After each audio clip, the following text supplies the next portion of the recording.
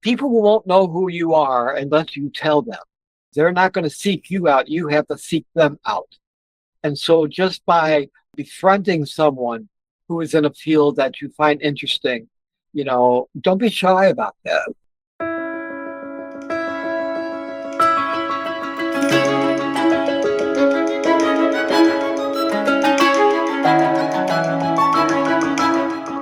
Welcome to Interfaces, the podcast of words and encounters.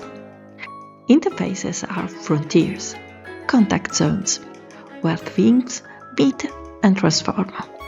Each episode, one word, one interview. Today's word is communication within, with Craig Deller. Welcome, Craig. You have had an impressive career as a senior conservator with international experience and as a pioneer in online conservation communication. Before we dive in today's word, could you share your path into conservation and why communication became central to your work? Well, starting back many years ago, and this goes back into the 1960s, and my father, who was a businessman, he had a hobby of repairing old furniture. And so that got me kind of started. I would help him and things like that. And it was just a hobby. And his idea is that you don't make your hobbies into your business. And so I went to college, went to university, and studied communication, television, and radio at the time. And that's all we had at the time. And so I got my degree in communications. It was after that I realized I understood the power of the media and what it could do in terms of getting information out into the world. It was after that I realized that particular world that I was in was the commercial world, and I didn't really like it. It was just too commercial, and it was unappealing to me. So I kind of fell back on all of those hobbies that I did with my father, with the furniture, and began to study up on that, and found and discovered the American Institute for Conservation. And I thought, wow, this is the direction I would like to go.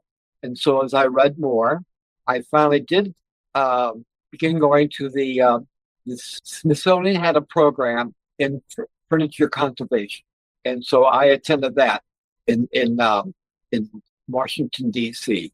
Conservation Analytical Laboratory, they called it then.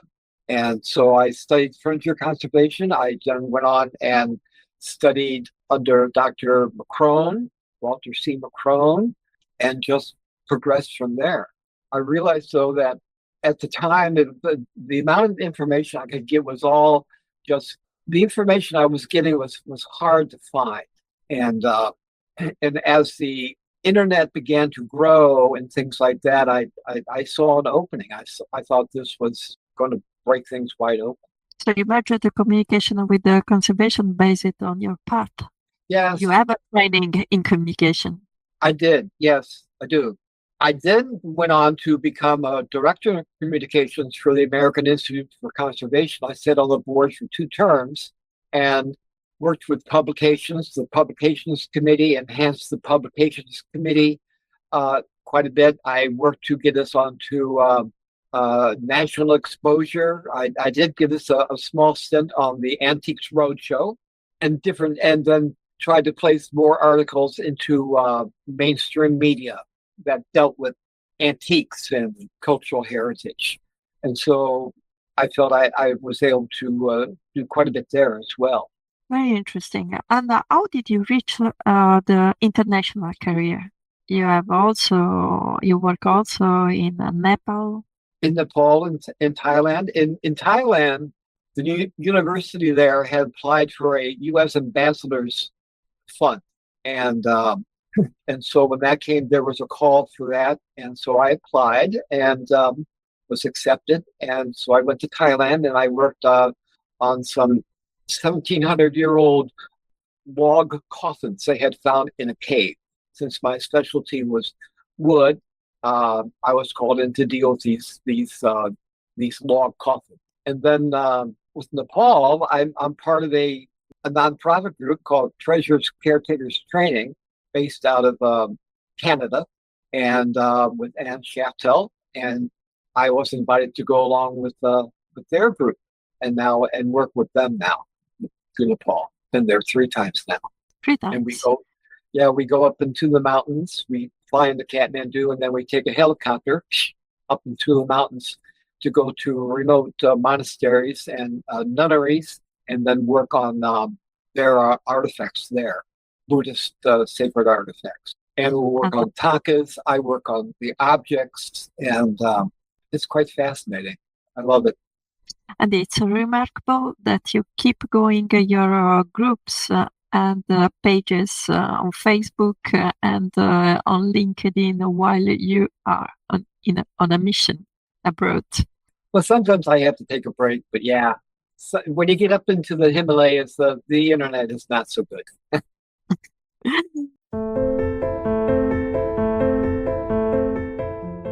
So, would you like to talk a little about pages and group that you started? You have 2 different kind of pages and group, and you make different communication also on YouTube. Would you like to present and give us some more information for our listener?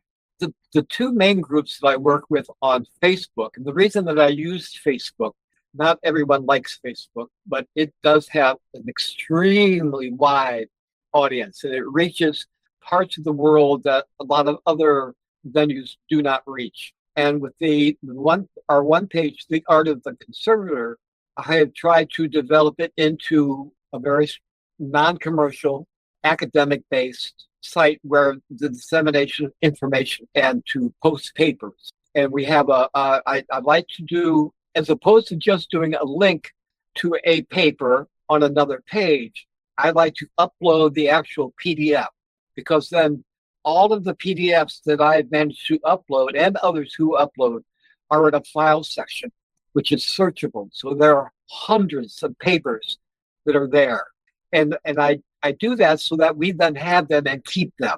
Because a lot of times links aren't always available to everyone. And also those links may break, or those links may just simply disappear. And so I download the PDFs onto my computer and then upload them onto that page. And I do try to keep it a little higher, more academic. So we'll have openings for fellowships, PhD openings, training, online webinars that will come up, and things like that. And I like to keep it a little more higher up.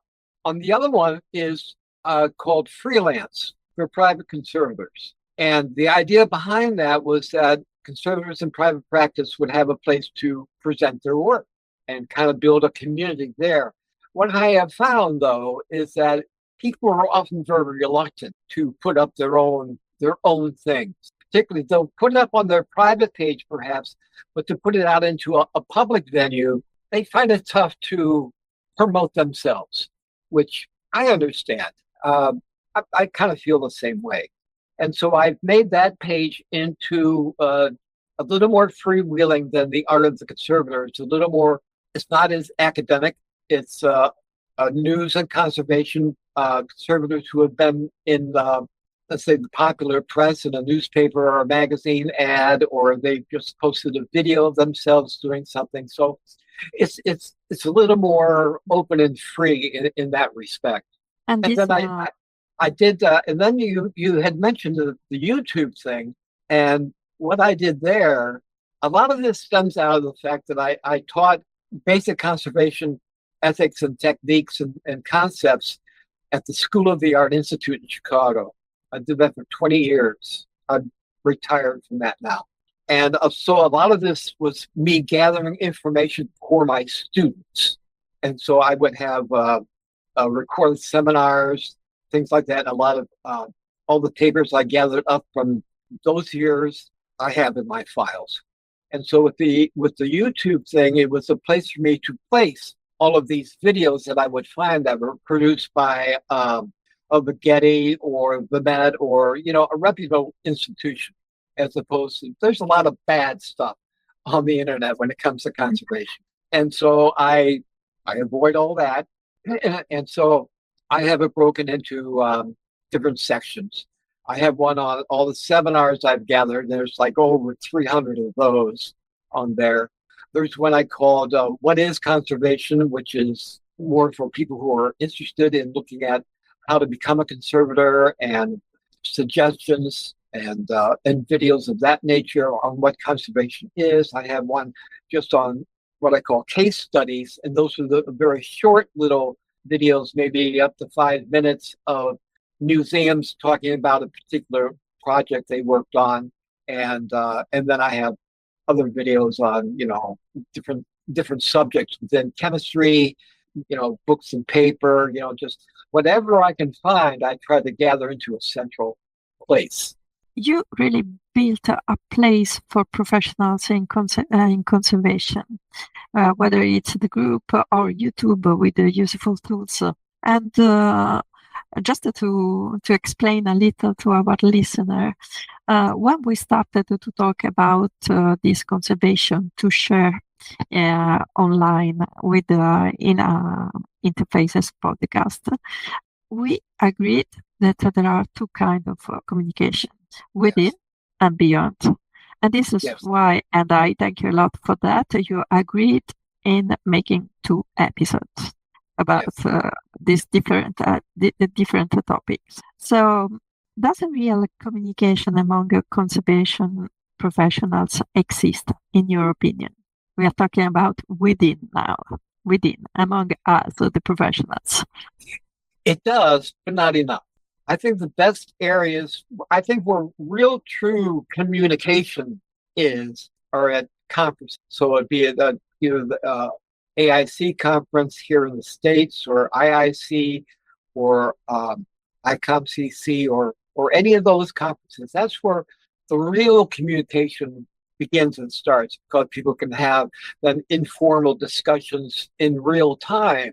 They are expensive to go to. That's very true, and time consuming, but that's where it all really begins. And then from there, it can be assimilated out.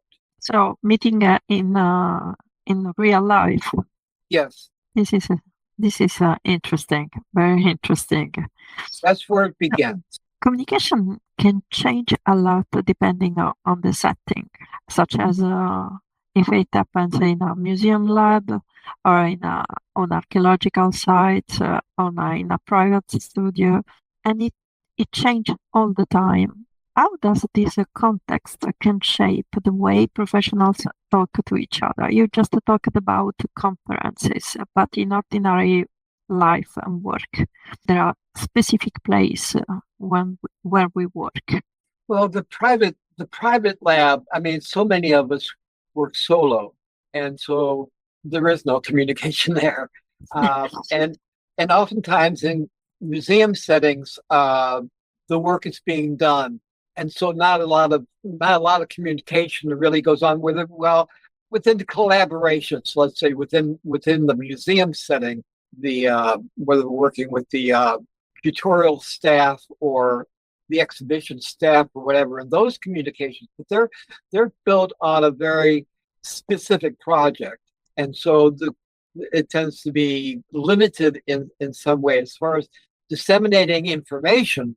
Not so much, and that's why the conferences are important. But beyond that, that's where the online thing comes into play, because then it does give a chance to really speak to a much broader audience. In our lab situations, it's a very tight little group, often very small, very limited, and not a lot of time is spent just sitting and talking. You're working and you have deadlines. So after conferences and seminars, in-person meetings and things like that, then we have the online capacity, and it's huge.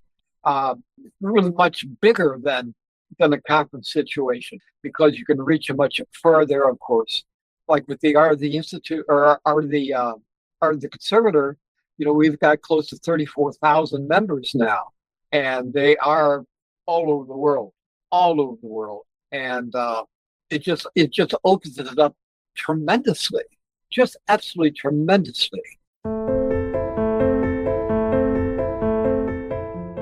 And listening to you, I was thinking communication.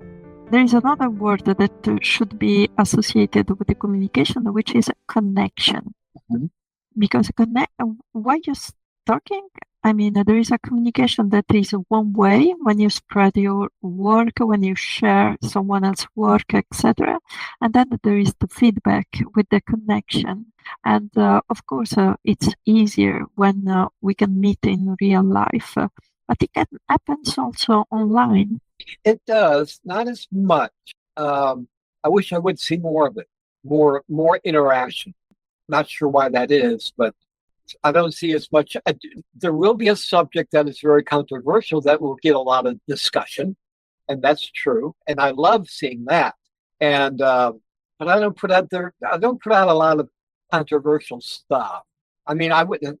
I wish others would contribute more and maybe start some discussions of their own. But I think they've gotten used to me just posting. That and I feel that if I don't continue that constant posting, then it will die off. You gotta give the people what they want. You gotta keep coming back. Gotta keep producing things. I don't produce content myself. I subscribe to a lot of journals.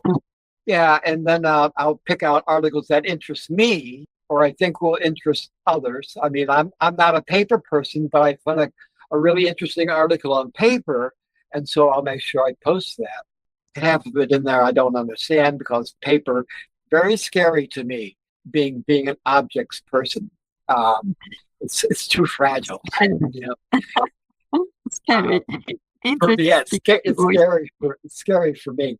But the more that we can, I think in that setting, I think what it's doing is maybe not so much having constant, a dialogue or commenting or things like that. I think that it's reaching an audience that may not have the resources that some of us in the United States or in Europe may have. I mean, we have a lot of resources, and there are a lot of places in the world that don't have access to that or are very limited resources. People who are in smaller regions who have not had the opportunity to be able to go to London or New York or Washington, D.C. or the Getty to do training. They find themselves in a situation where they've been given this charge to take care of this stuff. Well, how do you know? How do you know what you're reading on the internet is true or not? How do you know this is the right information? And so in these smaller areas where the training is somewhat limited, but they're still charged with taking care of these collections, I'd like to offer a place where they can come to and find information that's been, we'll say, semi-vetted. Most of the papers that I put up have to be peer reviewed, and so they can trust what they find. They can trust what they find. And with the YouTube or the videos, like I say, there's a lot of bad stuff, and so that can be very harmful. And so again, with the YouTube channel, I try to gather things that have been produced by reputable institutions, and so that when you go there, you know that the information you're getting is valid. Guaranteed. So that's been kind of my main focus on that. And also giving other ideas, other alternatives to concepts. A lot of students who will come out of these graduate programs that have been taught one thing, and then of course they'll come and say, well, that's the only way to do it. Well, there are more than one way to skin a cat, and there are alternatives to techniques or materials. And so just that kind of dissemination, just getting that information out there is critical to the advancement of us as a profession, and doing it all as best we can, best practices. Yeah. And you're talking about barriers, how to overcome barriers. barriers, geographical barriers, economical barriers that put limits to the access of information. And there is another barriers that is the difference between the point of view and the language between different disciplines that converge into conservation. And this is where we started to talk about interdisciplinary. In conservation, we have conservators, but also scientists, historians, chemists, architects, engineers, managers, and just to name a few. How can communication online, the kind of work, the kind of communication you do, putting together all these articles, selecting them, how can this improve and push interdisciplinarity at the core, not just formally, if it can? Well, with the interdisciplinary, dealing with adjacent, not conservation, but adjacent fields in cultural heritage, be it architects or archaeologists, chemists that are not directly involved in the conservation itself. I have found that there are, with the membership on the Facebook page, that we have a pretty wide and diverse audience that I hope pay attention. So there will be architectural, architects, and that it's tough because communicating with the outside disciplines, the adjacent disciplines, is a little bit tougher. If I let's say I post something up onto the one page, the Art of the Conservator, that I think might interest an outside group, I will then share it with that group and hope that it will spark some interest, whether it be just curators, their curatorial pages, or just simply collections care pages or architectural pages and things like that. Kind of spread it out that way as well.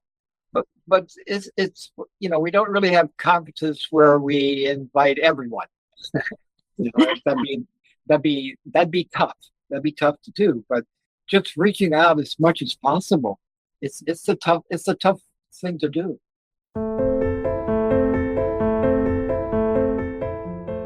Have you ever seen, or that there have been any event or project that has started from your page or pages or your group, where people just met on your pages and reading something and started to work together or to think together, just because they started a dialogue on your pages on a paper that you posted or something like that?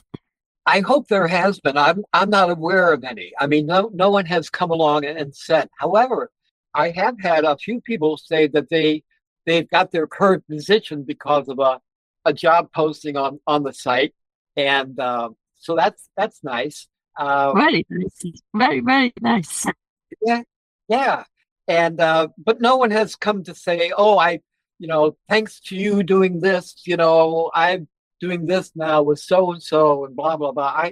I don't get that. I don't expect to get it, but I hope there is. I truly hope there is, and it's very possible. I mean, I get a lot of things by private message rather than a public posting. Looking for opportunities and things like that. And so I'll try to push them in a direction. I'll say, I know of this person in this area, maybe you can talk to, or this person in this area. And I do that privately. And sometimes it works out and sometimes it doesn't. But yeah, try to connect people. So we can encourage a shy listener to show up and say to you if something started starting from your pages or something you did or something you posted. Yeah, and it really is important that people do. Let's say emerging professionals. We have we have almost 34,000 people, but most of them are what we call lurkers. They don't really engage, and I wish people would engage more. But also the young ones who are coming out of university and just getting started or want to know more about it. That they have to connect with people and take an opportunity of sites like the Facebook or LinkedIn to just, people won't know who you are unless you tell them. They're not going to seek you out. You have to seek them out. And so just by befriending someone who is in a field that you find interesting, don't be shy about that. Don't be shy. LinkedIn, of course, is so much different from Facebook. It tends to be a little more, we'll say, professional. And so, you can find people there and just befriend them, and then get your name out there. Networking is so important. It's so vitally important. And that, it used to be the only way we could network was an in-person conference, but now with the internet, we can do so much more. And I've met a lot of people that way. And we are meeting this way. Exactly. This wouldn't have happened. So we have to take full advantage of it. So doing network connecting. Yeah, just connecting. This is so what can forward real communication, deep communication. Right. Yeah. And a lot of that communication takes place behind the scenes, not public postings. Like I say, I get a lot of private messages, asking for advice and things like that, and I imagine that goes on quite a bit, and so it's unseen. We don't know how much, but I encourage more of that to happen, to reach out. Conservators tend to be a little bit on the, I don't want to say timid, but on the shy side. We're so used to having our heads down at the bench and not looking up. We need to look up more and see the world around us. One thing that I find, unfortunate though, is that there are firms out there that will that are looking at conservation and the preservation as a moneymaker, as strictly as a business. And the people that run them will often they'll make it more about themselves than about the work. And in my own personal opinion, and this may just be me, but I find them lacking a little bit of credibility. It's too much, me, as opposed to the work, and why we're doing it. And know that conservation is not a great moneymaker. We all know that. I was thinking about that while you were speaking. Yes, it's a passion. It's meaning. It's like teachers, elementary school teachers. They don't get paid anything, but it's a mission. It's a passion, and we kind of fall into that same category to a certain degree. Conservators and conservation in general is the discipline, if we can call that, allows to conserve and make it shareable the meaning of an object, the deep meaning of an object, or a small object or a big object like a building. It's about the meaning, and the meaning is in the material. The immaterial part is relay on the material part, and it's the conservators that make the link between the material and its meaning, and the material part. Because I am Italian, I have to say, as Cesare Brandi said, it's the material that is restored, and now we are talking about restoration. So it's the conservators that study, recognize, and understand the materials that compose the object, and it's in all these little parts in the material, how it is constructed, how it is finished, how it has changed all over the time, that give the meanings of the object. And it's the conservators that have this privilege and responsibilities to conserve, recognize it, understand it, and conserve it for the others, not for himself. Right. I agree. That's the way it should be. We're on a mission to save our cultural heritage, past cultural heritage, for the future. That's our purpose in life, is to save it for the future.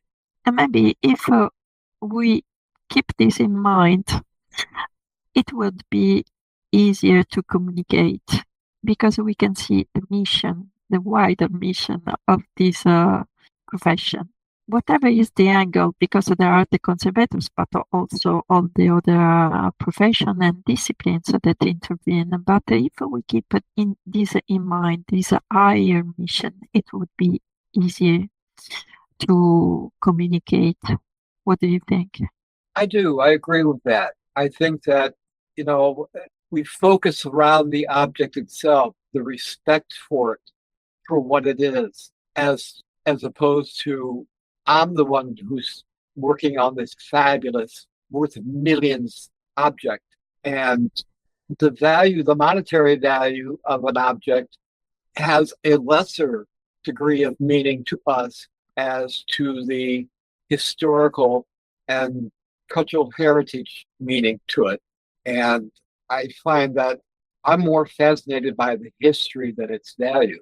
And that may not be what it's like in the outside world, but I think what we need to focus on as conservators, that we look at these, we understand the importance as a historical object and the need to preserve it for the future, as opposed to it's worth millions, because tomorrow it could be worth nothing. Before I let you go, I would like to ask you something about the future. Yes. How do you imagine conservation 10 years from now? And it's a communication, of course, within the profession. I think it's only going to improve. The technology behind what we're able to use for analytical equipment and things like that is just astounding. 15 years ago when I started, computers barely existed. And now look at us, So given that same time frame, we only can guess what it will be like. The ability to communicate will advance even more. I don't think things like AI will have anything to do with it. In fact, I don't trust AI, not in the form of language model things. I think AI has a very promising thing in astronomy and medicine and things like that, because AI is really what it's good for, is selecting patterns, finding patterns fast.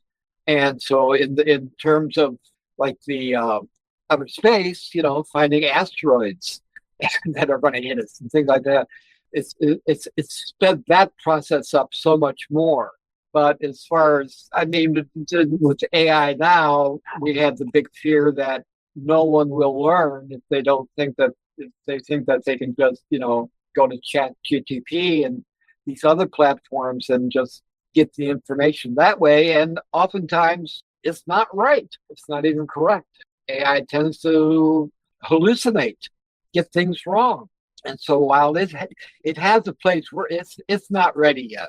It's just not ready yet. And I don't, it may have a future. I don't know what it will be in conservation just yet, but and I'm sure there will be people who disagree with that, but I don't think it's ready yet. I think it's a lot of hype with the AI in the world, but it definitely has an advantage in some of the sciences, without a doubt. But it's not the final word. The scientist still has to be the final word. The human brain still has to be the final word.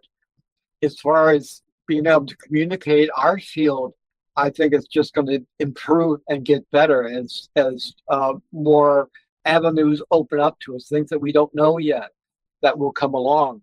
I don't think things like Instagram and things like that are very beneficial to us, because you really can't put any real information. You can put a picture up and say I'm doing this and that, but when you can really disseminate information and really get it out to a wide audience, then and more we'll have online seminars. Now the problem with some of this online training too is that it's become very difficult to decide which one is actually credible. You see a lot of advertisements, a lot of offerings for online training, And while of course online training will never replace actual hands-on training, you have to have that, but it can give you the basics and information, but it will never make you a conservator. And also stimulate the curiosity for the practical part, because once you're starting to learn theory and see other people doing the practice, this stimulates somehow curiosity to get to the practical training. Right, you have to be able to do the hands-on yourself with someone telling you either that's right or wrong. I mean, you can even watch someone on a seminar doing a process, but you try it at home, you don't know if you've got it right or not. But some of the programs, some of the online things can give us basics, theoretical and things like that, lectures on the ethics and things like that. And that's all very, very good. But also the credibility of who the teacher is. And there's no way to tell who is who. Now, of course, when it's coming out of a respected institution or a university, you have some concept that is going to be okay, but you see a lot of stuff out there by individuals putting out coursework that is questionable. And I see interesting things that I would like to post, but I don't know who they are. I don't know how credible they are.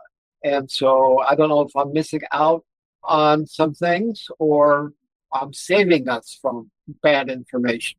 It's tough. It's tough to do that vetting process. So you don't think that for the moment we don't have an AI problem? I see an AI problem for students using it to do their homework and doing their research that way, because they're not really doing the research. They're not learning to do research. They're not learning. They're not developing those critical thinking tools. AI doesn't teach you critical thinking. I think it's got its good parts and it's got some real bad parts. I worry about it. Yeah, because it looks like giving the illusion that you can do everything on your own just with a chatbot. This is the opposite of communication. This just isolates you. Right. It does isolate you. It does. So, but you're not getting any real feedback. Absolutely. And you don't have any exchange with people. Does not stimulate the exchange with the people. So thank you, Craig, for this conversation about communication among us professionals.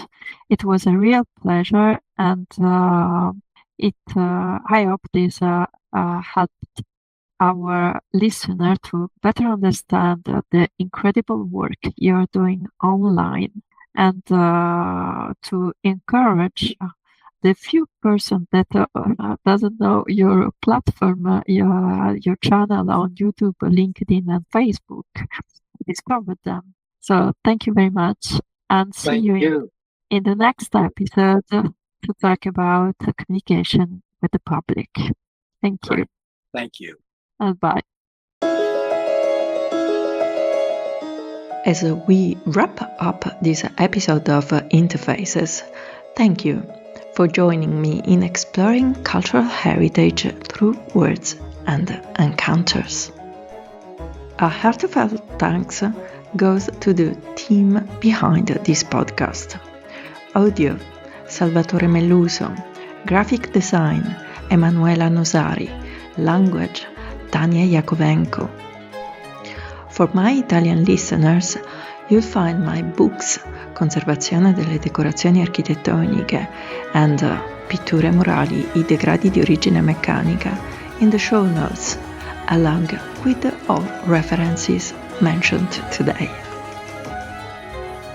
I look forward to sharing the next word and conversation with you in the upcoming episode of Interfaces.